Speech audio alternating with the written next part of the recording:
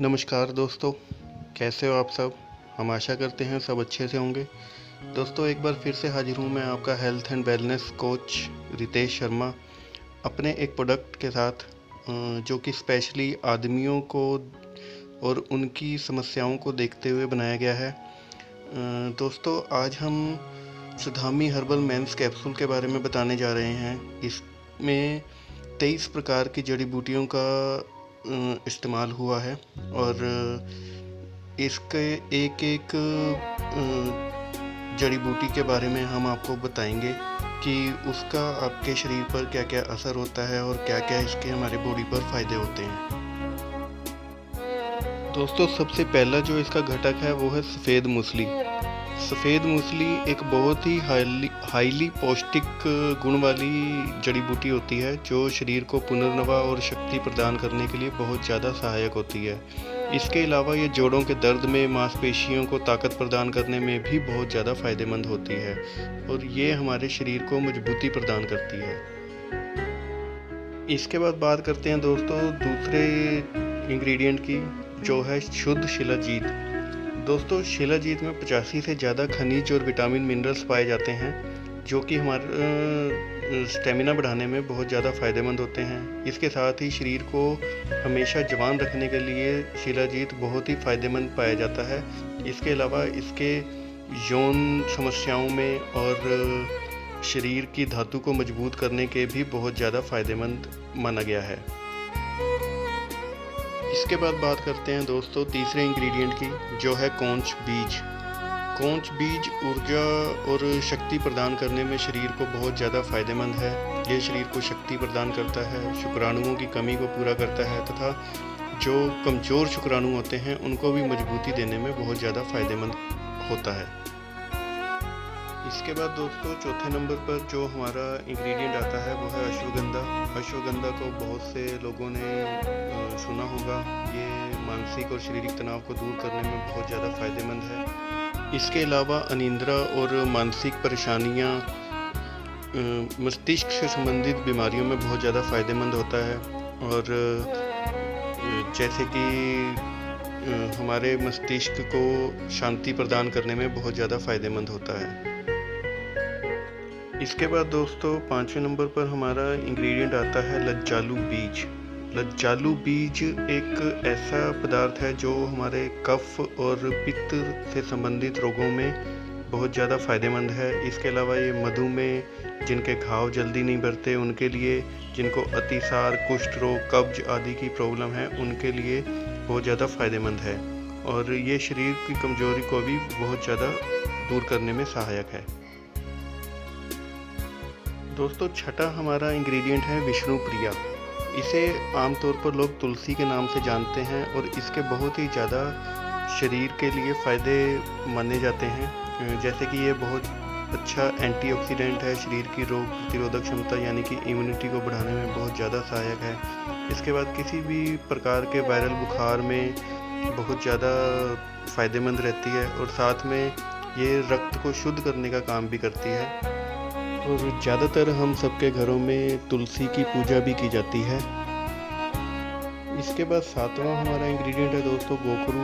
गोखरू हमारी हड्डियों, नसों और मांसपेशियों के लिए बहुत ज़्यादा ताकत प्रदान करता है और शरीर में जैसे दर्द या सूजन की कोई समस्या होती है उसको ठीक करने में बहुत ज़्यादा फ़ायदेमंद है। यह हमारे शरीर को मजबूती प्रदान करता है। इसके बाद आठवां हमारा इंग्रेडिएंट है दोस्तों बाला। बाला शरीर में वीर्य की कमी को दूर करने में बहुत ज़्यादा फ़ायदेमंद है। शुक्राणुओं को बढ़ाने में, शुक्राणुओं को स्ट्रॉन्ग करने में बहुत ज़्यादा फ़ायदेमंद है। इसके अलावा मूत्राशय संबंधी रोग, हृदय और किडनी से जो शरीर में कमज़ोरी आती है उसको दूर करने में बहुत ज़्यादा फ़ायदेमंद पाया जाता है बाला। इसके बाद नौवां हमारा इंग्रेडिएंट है दोस्तों लौंग।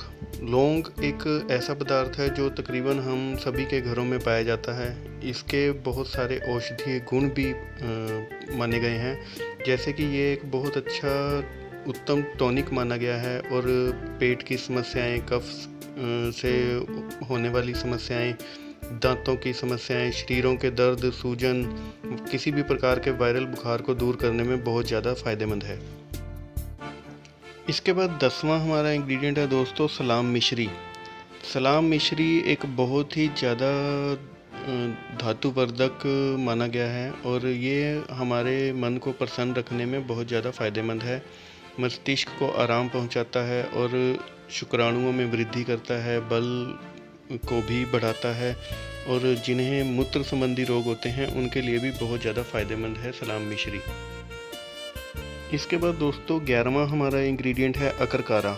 अकरकारा एक बहुत ही कामोत्तेजक पौधा माना गया है।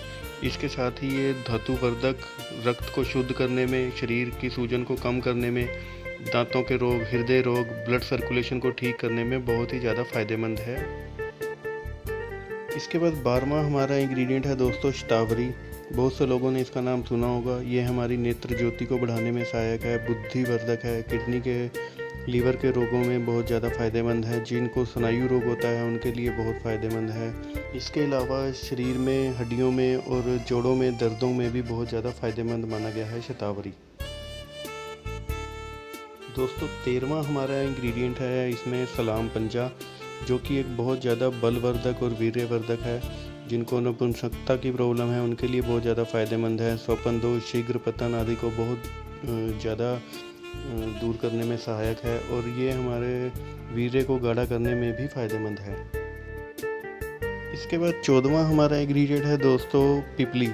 पिपली जिनको खाना पचता नहीं है, लीवर की समस्या है, पाइल्स की प्रॉब्लम है, कब्ज रोग है, नेत्र रोग है, उन सब में बहुत ज़्यादा फ़ायदेमंद है पिपली।